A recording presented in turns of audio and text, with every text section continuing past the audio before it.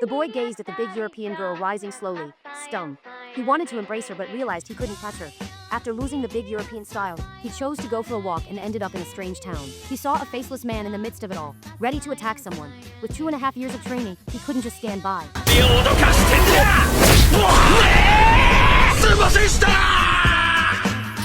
The creature knocked away is called Hey Boo, who loves pranks and can hurt humans. After confirming they were fine, he listened for nearby cheap places to land and heard of a former hot spring inn. Despite the rent being halved and utilities free, the old couple warned him not to go due to past supernatural events. They said a girl who died there still lingered. The male lead was skeptical. Is this her dream palace? If there are ghosts, it could ruin her wish. It could solve her hunger and possibly eliminate evil spirits. He walked towards the swaying direction. Indeed, the well-known hot spring inn. Looking at the hot spring, the male lead thought he hadn't bathed in a month. This place seemed like a special gift from heaven for her, and ghosts appearing now would be even better. The truth was, as he imagined, a high school girl appeared before him in the incense. He had never experienced both, so he nervously looked away, fearing he might die here before the battle. His actions attracted attention, the ghost's attention. He saw that the person in front could see him. After a quick look, he realized he was indeed visible. The ghost seemed shy, proving that humans and ghosts were similar.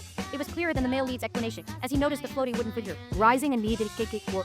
The male lead took a generous 2.5 seconds to turn around, only to find that there were others who accurately called his name. Chen Sui was actually a maid of Yao Yaman, his daily life. At that moment, the door was abruptly pushed open by a girl named Tumzi, who was intoxicated. Before he could get a good look at her, a fast-moving object nearly ended his life. His anger, he looked over and saw another ninja-like figure coming. Only then did he realize he was the only man in the entire Yaoye manor, worrying he might disrupt everyone's peace. But the male protagonist just speak when a girl suddenly appeared from the blanket he was holding. Now all the guests were present, and the room had quieted. They asked the male protagonist which room he was in. Everyone knew he was in Re 4 and looked pityingly, thinking he would leave soon, leaving a fierce male lead behind.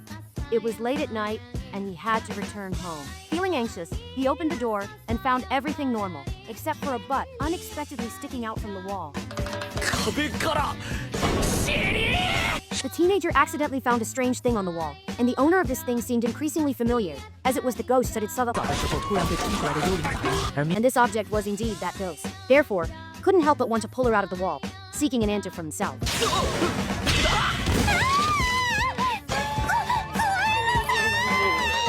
The male lead found out from his introduction that the girl before him was the spirit Yunai, and he understood why he could touch her as a ghost. He said she was a practitioner, but Yunai was still somewhat doubtful because practitioners are rare, so she asked him how she looked in his eye. Seeing he could describe her clearly, she believed him, and ordinary people only saw a white shadow. But if that's the case, she suddenly remembers being seen at the hot springs, making her face a bit warm. The male lead, seeing Yuna's cuteness, feels troubled. As a cultivator, he should eliminate ghosts. Must go. But she doesn't seem like a bad person who would cast cursing. Yuna even helped her with the bed, though it feels a bit strange. She seems ready to sleep here. After asking, she learns the earthbound spirit can only sleep in his room, meaning they will live together now. Seeing Yuna's shy face, the male lead feels uneasy. He realizes he cares for her, which might go against his nature. But he quickly forgets this thought, forgotten as she realizes that even with some distaste, she feels excited and can't sleep. Yuna is also awake and asks her why she is here. The male lead's life has been very sad, strong. As a child, she was often possessed by evil spirits. It brought misfortune to those around her and harmed her deeply. To regain her normal life, she became a disciple of a spiritual practice. Must get rid of all evil spirit. Yet, Yuna seems different. She hasn't done anything bad and even welcomed people. Still, the male lead wonders if Yuna has any romantic feelings. Because the master said, ghosts that linger too long are more likely to become evil spirits, so we must help her wish come true quickly.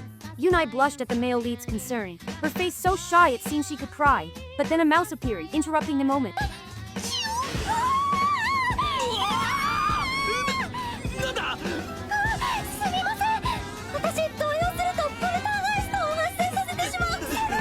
Though she was crone and felt a bit balked, she was not angry at all, as she was in a very open space. Yunai's cute figure was fully visible. They didn't know if a strong spiritual energy was being sensed by someone else. The demon hunter was watching for her. The next day, the main character came to apply for a job. As he walked, he feared Yunai might turn into a specter. Just as she sensed something was wrong. Something was wrong. The exorcist had tracked her and was ready to act, ignoring if Yunai was evil. The male lead arrived to see the old lamp stir and she felt conflicted. She feared Yunai might turn evil and thought it better to let her go now than wait. Hearing Yuna say she made new friends and wanted to live in this world to know the male lead better, he shut his eyes and rushed out. cutting off the spirit power. The old lamp was dumbfounded because he realized the person in front was also a practitioner, and he couldn't understand why he defended the ghost. Emotions are just like that, illogical. This is their room. Don't go into others' rooms. After hearing his speech, the old lamp was disappointed. He prepared to transcend him too, but underestimated the male lead's strength. A punch left the old lamp unable to fight, and he understood himself. What do you want? I will free you from your regrets. Yuna, I will let you be happy. Yuna wanted to help him at that moment. Hearing the old lamp move, she instinctively protected Yuna's body. However, she found the sensation in her hand a bit strange. Embarrassed, Yuna threw him out the window. How clever. Unfortunately, he ended up in front of a female guest who was bathing, and the old lamp took the chance to escape unnoticed. He called more lights to find the boy, and when he woke, he saw himself floating with the World Cup girl, rising higher. After Yuna woke, they lost their powers in just 2.5 seconds. They fell into the river village, but luckily, the male lead was a psychic, so it wasn't a huge problem. After all that, he couldn't sleep anymore and decided to go to the cafeteria for breakfast. When Xiaowu saw him, she got angry because he took Yuna down yesterday and watched them closely. The male lead felt no embarrassment. What puzzled him was that no one mentioned seeing Yuna at the hotel. Yet now it seemed everyone knew. His existence could mean two things. They are either spirits or cultivators like the male lead. After hearing his guess, Tunzi insisted he should experience it to prove he was real. But the male lead said spirits become more human over time. When Tunzi threw the ball, he felt a heartbeat, confirming he was human. Xiaowu remembered the male lead could touch spirit, and she worried Yuna would be in trouble being in a room with someone clueless.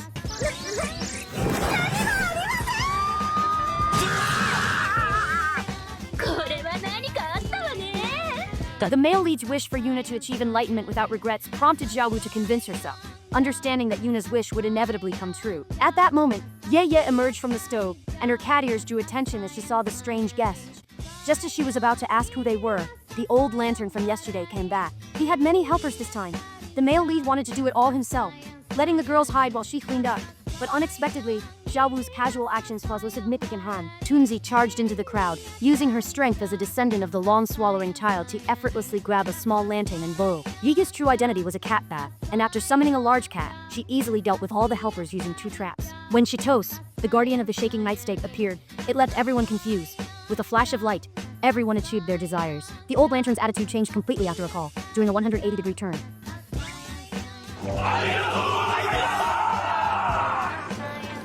She was actually a child deity that brings good fortune. But they have used up all their luck in this life just for a brief moment. At night, the male lead is still suffering. He wanted to leave while Yuna was asleep, but his actions woke up again on the way back. He just saw a cute cat and couldn't help but pick it up to pet it. But the cat seemed to resist.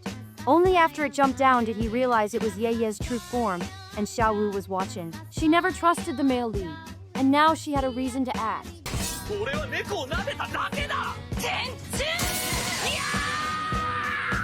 On that day, Chensui received a letter asking the male lead to leave the Shaken Manor. But Yunai didn't want to let him go, so Chensui suggested starting a project to inherit the manor based on the inn's guest. In a long-awaited doubles match, the winner would be decided in 1 day.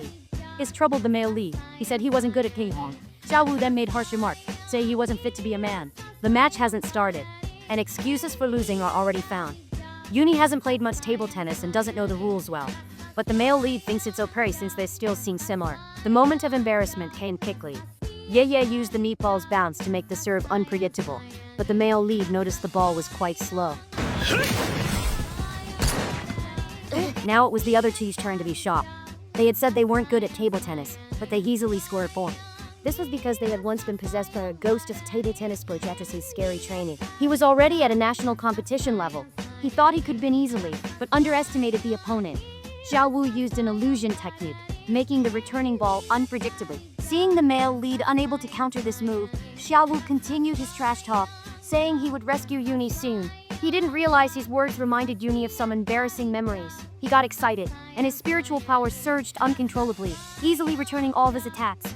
Yuni realized that if he recalled those embarrassing things, supernatural phenomena can lead to easy victories, and that's why Yuna stands still, winning the match court. But it seems that the usually effective supernatural phenomena are not working well now. What's going on?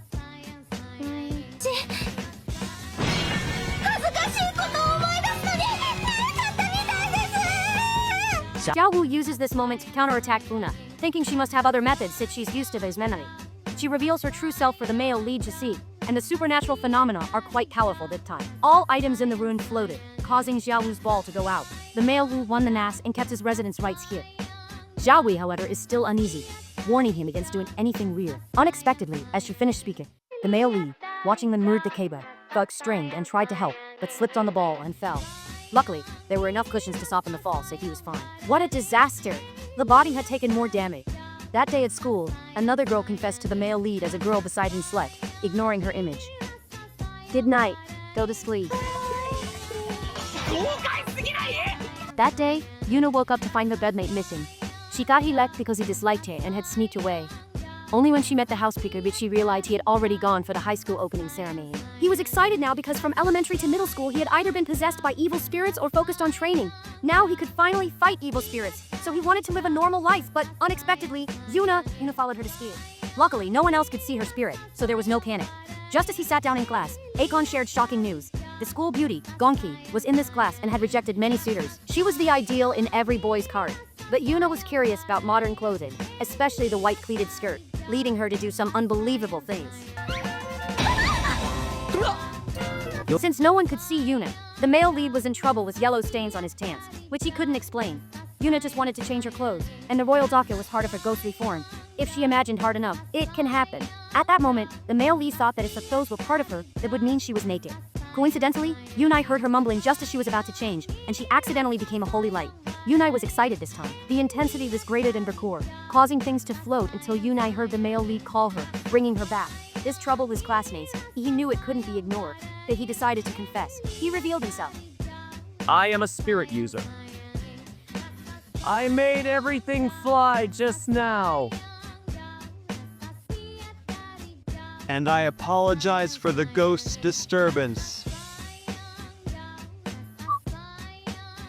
Though classmates called him nonsense, Miyazaki's curiosity kept her watching until after school, when she invited him to the grove. He thought it was about the skirt, unaware of her real motive. Just as he wanted to apologize, Miyazaki walked over and shared her experience of seeing dolls dancing in the sky at night, thinking only supernatural events could explain it. So she decided to trust the male lead's psychic identity. She thought that since Miyazaki was a classmate, it matched her major perfectly, so he wanted to visit his home. But Miyazaki's blue expression puzzled him. The male lead was too colorful, but for safety, she took him home. The male lead examined the room closely and found nothing strange. Since he was there, he thought to try an exorcism technique first. Let's try.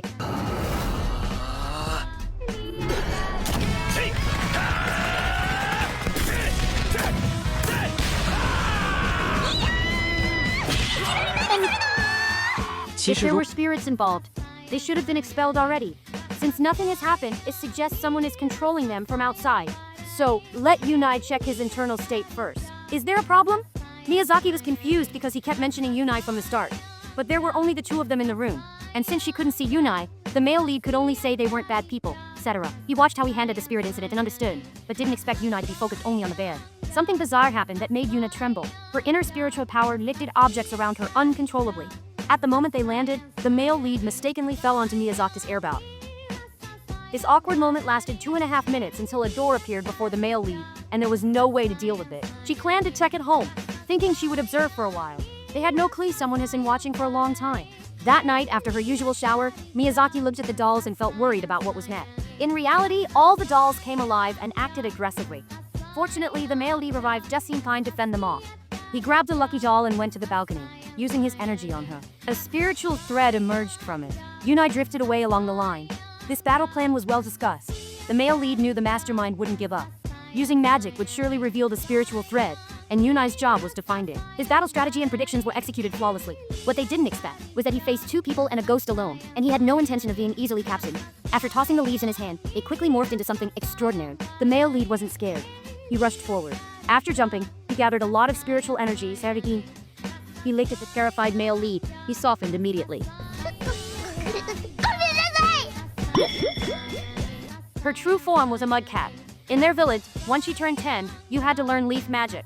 She was supposed to become human to fit in, but she wasn't good at transformation spells, so she had nowhere to stay. She met Miyazaki and casually placed leaves in the doll to observe human habits. She had a small but valuable item, a large bowl of safety goggles, believing they would help him get along with humans. Big goggles would help him get along with humans.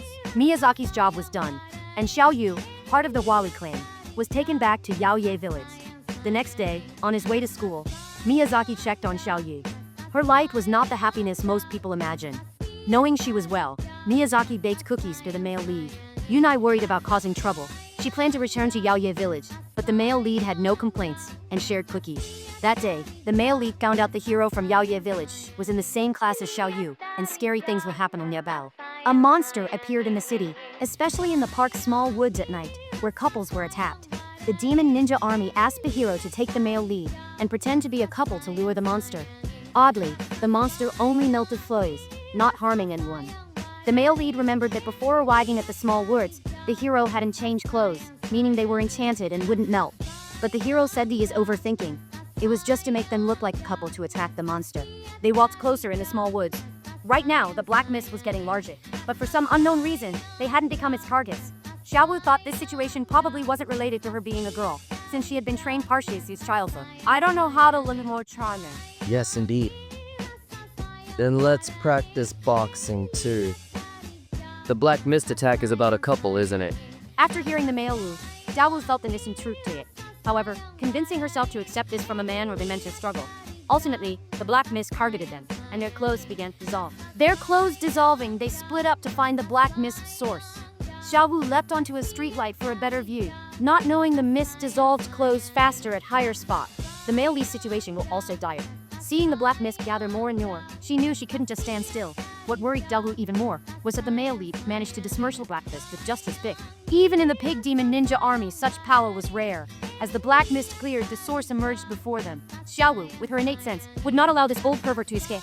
She executed an unbeatable spinning move that this creature could not withstand. Knowing she was on the brink of defeat, she decided to take them all down with her in a last-ditch effort. The shockwave made Xiaowu lose her balance. The male lead disbanded, leading to awkward moments. After a painful experience, he changed back to his usual clothes and returned to dance. When they got home, they received some bad news. The maid would be gone for 2 days, so they had to cook for themselves. In the morning, Cat's sister brought out a long-awaited can of cat feed, but everyone seemed a bit unhappy, meaning there should be some acknowledgement of human rights. At 9, Sister Maisie shared her snack, but it was just a temporary solution. Everyone was waiting for the maid's response. The next morning, Yunai made a dish for breakfast that looked strange but tasted great. Hisime, confident, also got up, appearing to be the only reliable one, and prepared a serving for everyone. The purple key curry was heavenly. The male lead couldn't watch. The plastic pancakes on the mount make them shine. Amazing, incredible, such an impressive fish. After this grilled fish meal, the cat sister became the male lead's shadow, following him around, even wanting to be close while sleeping and asking for back rubs. Still here? Cool. Hit subscribe and let's ruin your day with the next one.